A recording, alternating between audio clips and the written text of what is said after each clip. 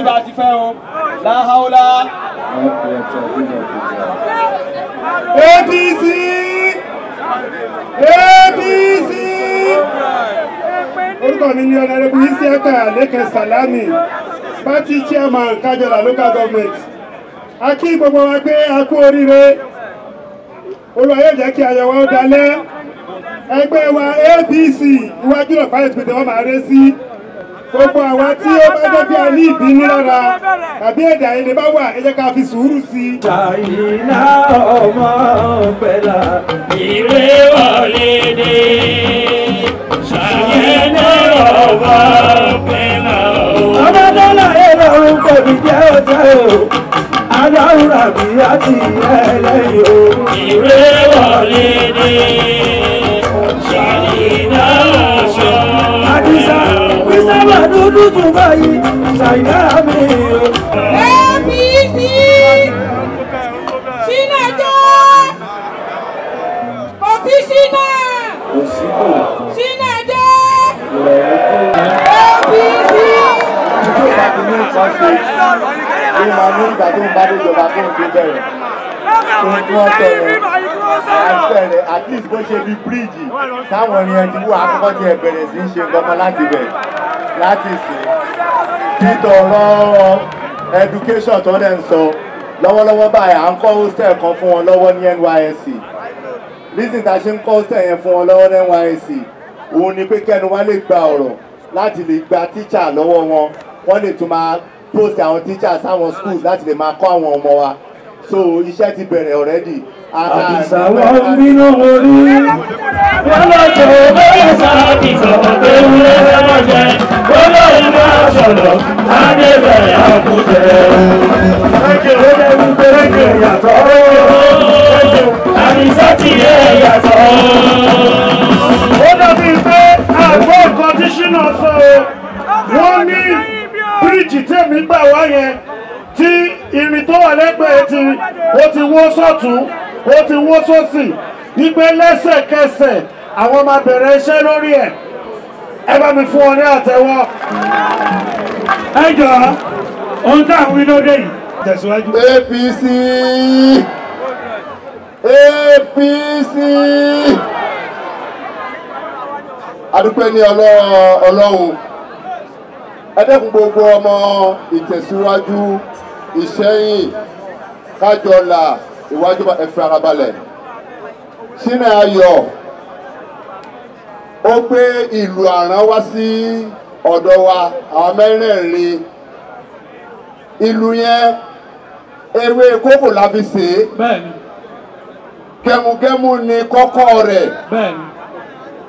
Kò sì gbọ́dọ̀ ya tá a bá fi lù ú kò gbọ́dọ̀ ya.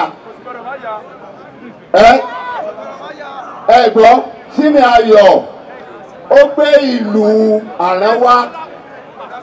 Ohun tá a fi tó fi ṣe ìlú yẹn ni ewé kókò. Ewé kókò yẹn gẹmugẹmu wá ní kọ́kọ́ rẹ̀. Tí a bá wá ń lu ìlú yẹn gẹmugẹmu táwọn fi lù ú kò gbọ́dọ̀ ya. Ṣé yóò yà bí òní ya? Tọ́ba níbẹ̀ gbogbo wa ní ìtẹ̀síwájú Ìwájọwà Kájọlà Ìṣẹ́yìn ọmọ olóríire ni ó. Ẹ jẹ́ kí a tó lẹ́yìn ìgbà náà ẹ jẹ́ kó lẹ́yìn ìgbà yẹn Ṣínà Ayọ̀ ohun tí ẹ bá ṣe ń ṣẹ́yìn ẹni tí wà ní ìtẹ̀síwájú. Àwọn kan ṣe lànà wọn ọ̀rẹ́ tí wà ní ìtẹ̀síwájú o wọn ọ̀rẹ́ tí wà ní Kájọlà wọn ọ̀rẹ́ tí wà ní Ìwájọwà. Gẹ́gẹ́ bí nǹkan kan sọ ṣe rí èmi mo láìkí ètò púpọ̀. Kádẹ̀ tó déjọba máa ń gbà níyànjú láàrin alága mẹ́rẹ̀ẹ̀rin alága Ìṣẹ́yìn local government Ìtẹ̀síwájú local government Kájọlà local government àti Ìwájọwà local government àjọ ṣe nǹkan tí wọ́n ń pè ní tólóyìnbó ń pè ní tọ̀. Máa mú ọjọ́ méjì tájọ máa ṣe nǹkan tí wọ́n ń pè ní tọ̀. Àárín gbogbo òlú yíká a lè máa kọ gbogbo ìjọba bá ní ṣe sílẹ̀. Mo dẹ̀ máa jẹ́ kó yé yín wípé láti ìgbà yẹn màá bẹ̀rẹ̀ iṣẹ́ láti máa to gbogbo bí ọ̀rọ̀ yẹn máa ṣe é ṣe. Èmi ò kì í sọ̀rọ̀ kó má rí bẹ́ẹ̀. Mi ò kì í sọ̀rọ̀ kó má rí bẹ́ẹ̀. Ó yáyá mi nìyẹn. ọ̀nàrẹ́bù ẹ ti débi tẹ́ ń lọ ọlọ́run á sì tì yín lẹ́yìn ẹ dẹ́kun ẹ máa bojú ẹ̀yìn ẹ máa wọlé gẹ́gẹ́ bí ọ̀rọ̀ tẹ́ ẹ sọ ẹ wo bí tẹ́ ẹ ti jáde ẹ wo bí tẹ́ ẹ ti jáde ẹ wo bí tẹ́ ẹ ti ń lọ ọlọ́run ó tì yín lẹ́yìn ọlọ́run ò ní tì yín lójú o mo wá fẹ́ kẹ́ máa rántí àwọn obìnrin ẹ dẹ́kun àwọn nǹkan ti ṣe wọ́n ti lọ obìnrin àbí wọ́n bọ̀ ń pa ni wọ́n fi wà jẹ́wọ́ gidigidi obìnrin ló sì nìbò bàbá fẹ́ wà gbọ́rọ́ lókun ọ̀gá yẹn obìnrin ẹ̀yìn ọkùnrin náà ń ṣe o bọ̀tọ̀ obìnrin ló níbò ọlọ́run ọba wa ṣe o àní gbèrè ìbò. Òṣòbìnrin kò síbò. Bàbá náà gbà bọ́lá ní. Òṣòbìnrin kò síbò. Bàbá náà gbà bọ́lá ní. Ṣéun, obìnrin ti sọ. Àti bá obìnrin ti sọ. Ní àkókò yìí. Wọ́n rí oúnjẹ àwọn ọlọ́kadà wọ́n máa tà wọ́n dẹ̀ máa ṣàdúrà fún ẹjọ́ skul la fẹ́. Wọ́n ní skul. Ní agbára ọlọ́run owó yẹn láti rí. Lẹ́yìn ìgbà yẹn àwọn obìnrin ọ̀pọ̀lọpọ̀ ní ọkọ rẹ̀ ti lé nípa òṣèlú ẹ bá wa wó owó tí wọ́n máa fi ṣiṣẹ́ fún wọn ní empowerment. Ní Àbújá iye tó máa jẹ́ àkọ́kọ́ ọ̀pọ̀ tó máa ṣe nìyẹn láti lè mọ bí a ṣe máa jẹ́ kí skul kó wà ní Ìṣẹ̀yìn ìtòrí education tó máa bá mi. Ọmọ tàbí ẹ̀kọ́ rí ẹ̀rọ pé. Ọmọ tàbí ẹ̀kọ́ rí ẹ̀rọ pé. O lè ní dọ́tọ̀ lọ́la, o lè ní lọ́yọ̀ lọ́la, o lè ní musician lọ́la. Ìdìbò lọ́lẹ̀, ọ̀rọ̀ tó mọ́ ẹ̀rọ ọ̀ka. Ṣé Buhari? Ẹ̀yin fẹ́ bàbá. Ṣé Buhari? Ẹ̀yin fẹ́ bàbá máa wá wà. Ṣé Buhari? Ṣé bàbá. Ṣé Buhari? Olórí ìgbà tó wá dé Buhari náà bọ̀wọ́ sí òkèrè jù láti ṣèjọba gbogbo ọgbẹ́ táwa ń kẹ́ yìí àgbà ń bọ̀ kọ́ àgbà ti dé bá wa àgbà sì ń lọ ni ẹ̀yin yúùtù ló kù ẹ jẹ́ káwọn yúùtù kó sọ̀rọ̀ kígbẹ́ APC youth APC youth win Action! APC youth win Action! action. A kì í ọ̀rọ̀ ìbùsí náà lórúkọ àwọn youth leader kọ̀ǹsẹ́sì wa yìí tẹ́ bá wọn gbọ́ dúró yìí ẹ̀rì máa youth lápọ̀ youth ló dẹ̀ lè dìbò àwọn ń fẹ́ àǹfààní bíkọ́ àti tẹ̀lé ìjọba a mọ̀ pé tẹ́ bá débẹ̀ tí yóò yàtọ̀ lágbára lọ́wọ́ lọ́run àkọ́kọ́ tí wọ́n kọ́kọ́ tẹ́ bá a ṣe fáwọn youth àwọn ọmọ school wọ́n ti jìyà bọ́ọ̀sì tipẹ́tipẹ́ àdìgbẹ́kẹ́ bá a ṣe fún wọn láìpẹ́ láì jìnlẹ̀ àwọn ọ̀dọ́ ẹ̀rọ alágbára bíkọ́ àwọn aládìbò tó bá di jábò àwọn alálẹ̀ ṣe empowerment àwọn etí ẹ̀ látọ̀dọ̀ yín nífẹ̀ẹ́ ní sùn ọlọ́run bá wa ṣe APC youth APC APC. Iná mata iná yàrá aláàkì ayé àyè sí ọ̀gbẹ́nà aláàkì ayé sí ọ̀kàmíyá. Iná mata iná yàrá aláàkì ayé sí ọ̀lọ́ọ̀lọ́ aláàkì ayé sí ọ̀kàmíyá. Aláìkíyà aláìkíyà yé. Aláìkíyà aláìkíyà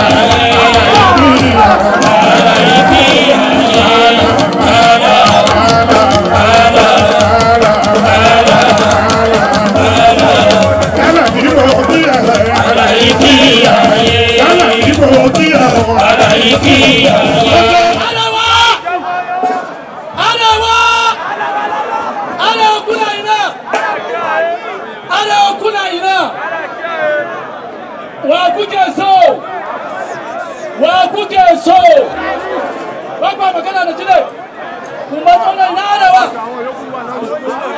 kuma tsona jile chairman matsona selula arewa kuna ina chairman ɗin kuna arewa community gaba daya tun ba komai muke tare da shi don Allah don annabi in dai magana APC ne ya jima yana taimako kuma yana komai ina so duk cikin Ìṣẹ̀yìn Ìbẹ̀tù ko ina da kwada masa mutane insha Allah kuma za a nemi coordinator sai aka ji ina zuwa akwai coordinator na Hausa Arewa community kuna jina akwai coordinator na Hausa Arewa community wanda zan mika shi hannun Shina Fela. Duk abin da kuke so, Fulani ne, Takwaki ne, Hausawa ne, bare-bari ne, za ku samu Shina Fela. Kun gane ko? Mutum ne wanda yake tun yana ƙarami yake ɗaukar kuɗi yake kashewa. Ka gane ko? Ẹjọ́ ìyàn mi ẹ má bínú o.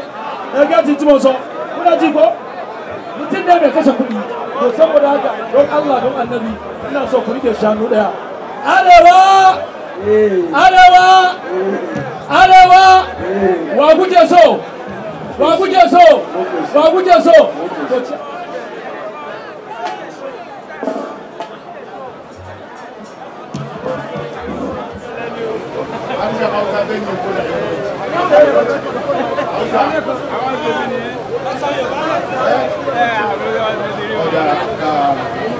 Gbogbo àwọn ìjọba tó wà ní nínú ìyá jẹ ọ̀sálẹ̀ ìfẹ́ local government chairman Hausa community Tokyo Ogun òní ní vice chairman Arewa Hausa Fulani community. Wọ́n kí Sina ọmọ wa láti gbọ́ bàbá rẹ̀ dáadáa. So wọ́n ti gbọ́ bàbá rẹ̀ dáadáa káyọ̀ ọ̀rọ̀ àlámọ̀ kéékèèké. Wọ́n gbogbo ká tó ṣe nílẹ̀ àdúgbò lọ́wọ́ àwọn náà wọ́n á dìde ní èsì. Wọ́n làwọn náà wọ́n ṣe ọlọ́run rẹ̀ wá lọ́wọ́. Ọlọ́run rẹ̀ wá lọ́wọ́. Ìfẹ́ yìí kò tóbi jù bẹ́ẹ̀ lọ. Lásìkò fún wa àti àwọn àlejò àti ara ilé gbogbo ẹ̀ pátá. Ọlọ́run fún wa ní àlàáfíà. Ọlọ́run fún wa ní ìjọ̀gbọ́n àlàáfíà. Fúlàní wa Hausa wa gbogbo ẹ̀ pátápátá. Lágbára Ọlọ́run kò sí ẹnì kankan ká lè tìbọ̀ fún láìsí náà. Mo rò pé gbogbo wa ti gbọ́ bàbá tó sọ̀rọ̀ lórúkọ Haúsá. A máa ní iléeṣẹ́ ńlá tó máa fi aṣọ òkè máa fi ṣe bàtà àwọn máa export ẹ̀ fáwọn designers tó jẹ́ pé ó máa sọ constituency wa ó máa sọ di nǹkan tó jẹ́ pé gbogbo èèyàn máa mọ̀ káàkiri àgbáyé. Ètò rí ibi ló ti jáde tó bá jẹ́ 0.5% of the world population là ń lé nǹkan tó orúkọ sẹ́yìn ò ní parẹ́ tó orúkọ constituency tẹ̀síwájú kájọlá wájọlá ò ní parẹ́ láéláé ni. So eléyìí jẹ́ nǹkan tá a máa ṣe. Gẹ́gẹ́ bí ọ̀rọ̀ tí mò ń sọ lọ lẹ́ǹkan lórí empowerment, Sherry, there is what is going to be called Shina Ayo Empowerment Program, SAEP. It's called SAEP.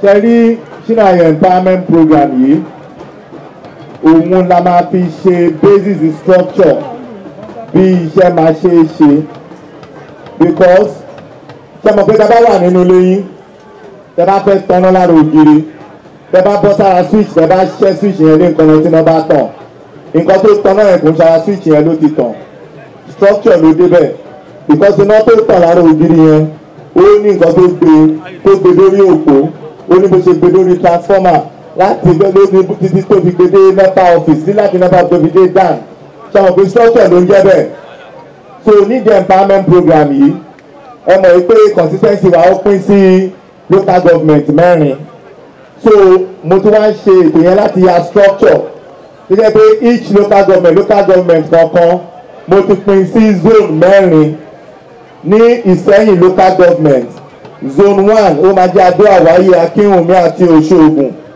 ní zone 2 ó máa jẹ́ Ẹ̀kúnlé 1 Ẹ̀kúnlé 2 àti Faramọ́ra ní zone 3 ó máa jẹ́ Òkè Ọ̀rà Òkè Ọjà Ìsálú 1 àti Ìsálú 2 ní zone 4 ó máa jẹ́ Kòsó 1 Kòsó 2 àti Ládògbọ́n ní ìtẹ̀síwájú mo pín òun náà sí mẹ́rin zone 1 ó máa jẹ́ Kọ̀mú Igbójàyè Bàbọ̀dẹ zone 2 ó máa jẹ́ Òtù 1 àti Òtù 2 zone 3 ó máa jẹ́ Ọ̀kákà 1 àti Ọ̀kákà 2 zone 4 ó máa jẹ́ Ìpàpó Òkè Àmú àti Ìpàpó kejì Òkè Àmú àti Ìpàpó kejì ní Kájọlà apínyẹn náà sí mẹ́rin àkọ́kọ́ zone 1 máa jẹ́ Kájọlà Ìsàlẹ̀ Ìlérò Gbélékalẹ̀ àti Ìlérò ní zone 2 ó máa jẹ́ ayétòrò òkè, ìlàjì òkè, ìwéré òkè àti ìjò. Ní zone 3 ó máa jẹ́ ìsẹ̀mí ilé,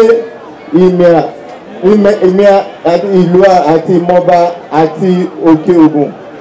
Ní òkè ògùn ní zone 4 ó máa jẹ́ gbọ̀njẹ̀ ó máa jẹ́ ìṣíà àti ìbàdàn.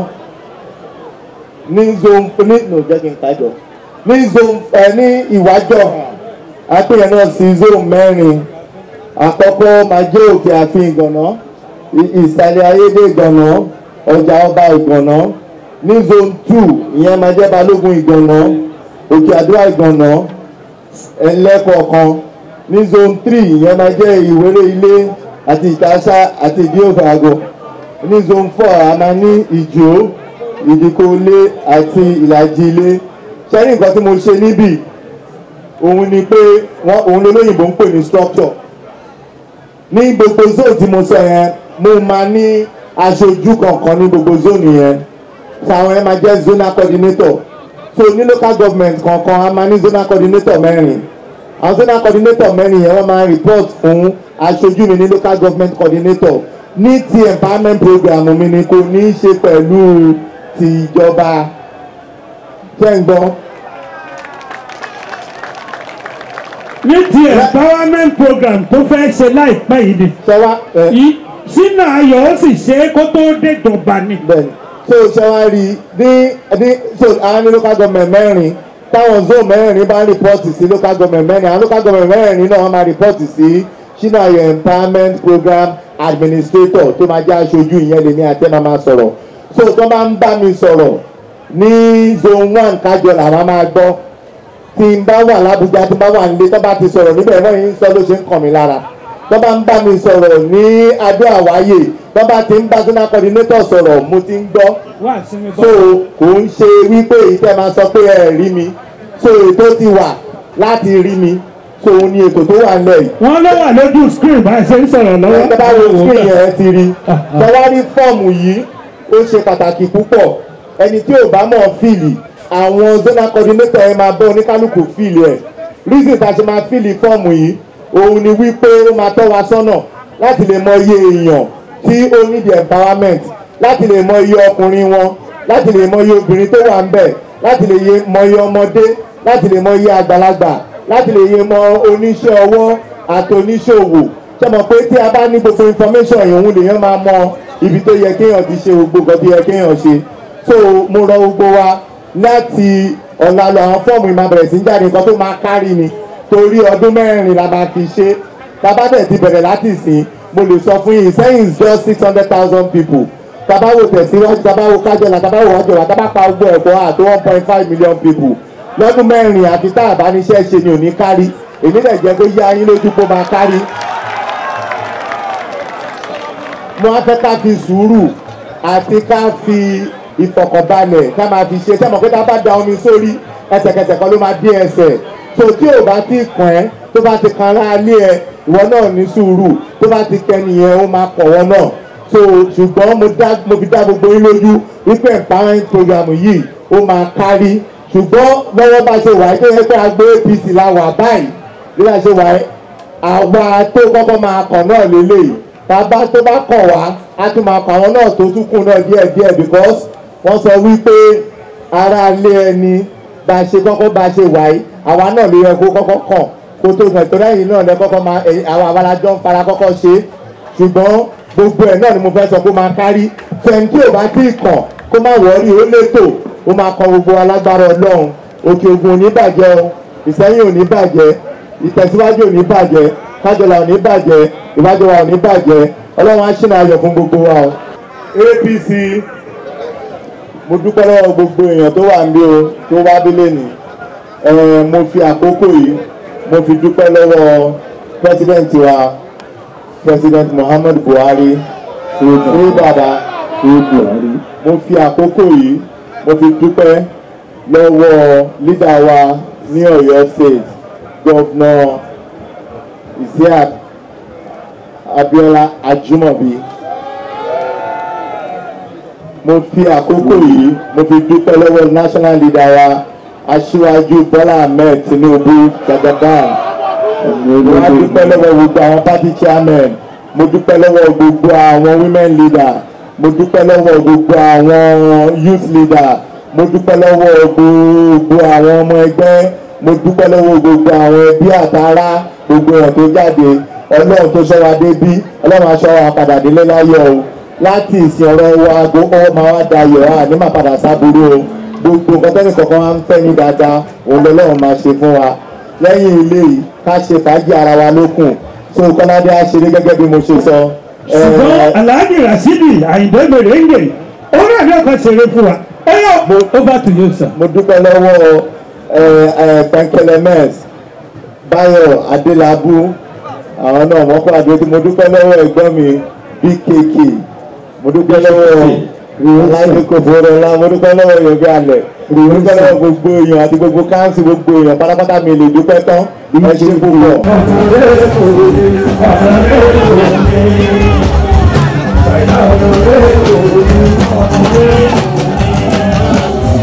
Àdìsá àdéhùn ọmọ ọlọ́wọ́ àdéhùn mama wọlé ti sẹ́nà náà ọ̀nà lẹ́kọ̀ọ́ lẹ́gbà lẹ́yìn òwe kárẹ̀ àwòrán ẹ̀yà mi lẹ́gbà lẹ́yìn òwe kárẹ̀ àwòrán ẹ̀yà mi àwọn tó náà bá ẹ kí ló wá ti jẹ́ òun wọ́n lọ sọ̀rọ̀ kí olódùn láàrin náà.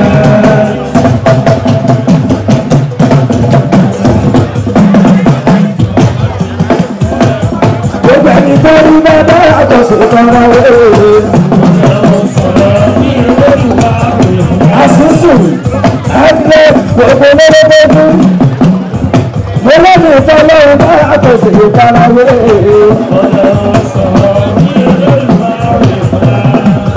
Ẹ̀sìn pé lọ́sọ̀ gbogbo lọ́lọ́gbọ́dún.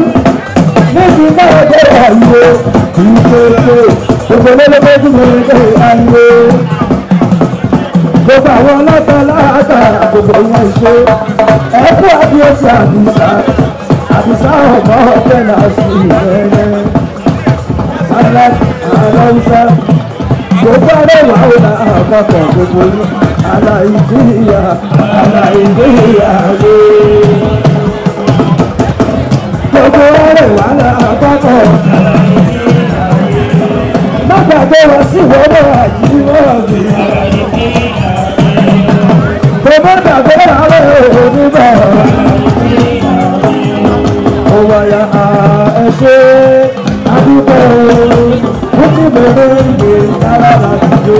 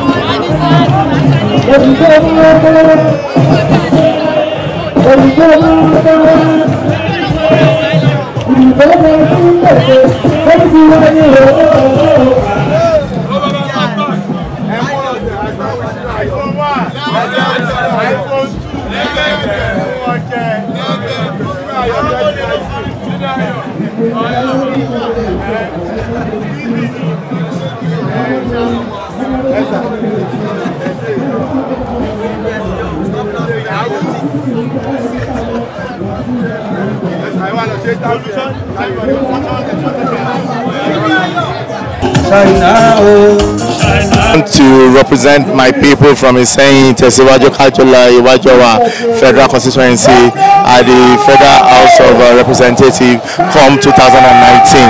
What we're doing today is I've declared my admission, and already I'm not the kind of person that is going to wait to get to government before I start work. These people know that I've already started work. I've done so well, you know, for the indigenes of my community.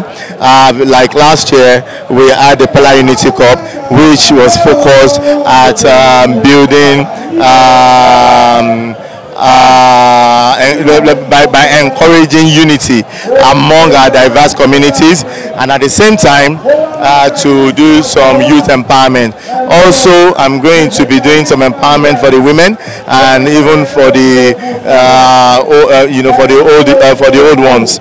So, like I said when I was talking, I've already set out my empowerment program, Shina Your Empowerment Program, which what I've introduced today is the structure that the empowerment program will use to function. So the structure is the constituency as for local government. I've decided to share the local government, each local government into 4, and I am employing one person from each local government to be the zonal coordinator of the local government. So 4 zonal coordinators from each local government will report to the local government coordinator, while the 4 local government coordinators will report to the administrator of the Shina Your Empowerment Program. Structure is very, very important to me because I believe that is what we lack in Nigeria, and that is why we keep running around circles. So when the structure is in place, at the same time we're going to be putting out forms so that these forms can give us opportunity to be able to actually know the population of the people that needs empowerment, and to know the population of the guys against the girls, to know the population of the olds against the youngs, to know the population of the market women, the market people, and actually the office workers, and and so on and so forth. This is what I have in plan. There's still a lot that will be done, and I can assure you that if I eventually emerge as the representative for this federal constituency, I am going to make this federal constituency a model for every constituency in Nigeria to follow. The people, as you can see, they love me, and what they've done today for coming out to support me is basically simple. When people come out like that to support me, what they are doing is actually challenging me. You understand? I don't want to disappoint them, and I will not disappoint them. We're here live in the Saints celebrating Shina Pola to support him for his ambition towards the 2019 political scene. He's actually going for the House of Representatives seat in Abuja, representing his constituency here in Okeogun, Oyo State. I'm happy to be here to be part of this great celebration and declaration, because I see it as a celebration, because looking around you see everybody around here are very happy for him to actually come out and declare he wants to represent them. So it's kind of a celebration for me, or rather to me, and to everybody around here as well. They're so happy. You can see they've been having fun, drinking, and been very, very happy.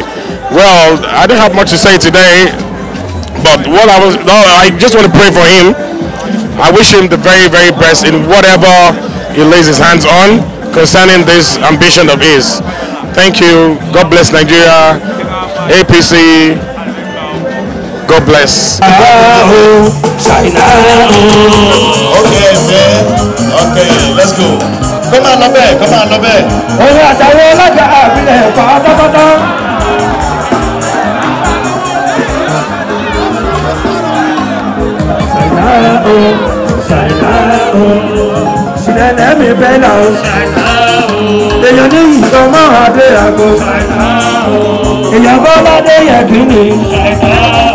Àwọn kàlífì adé súnmọ́, àwọn barista Ìyítayọ̀ Ọlákúnlé.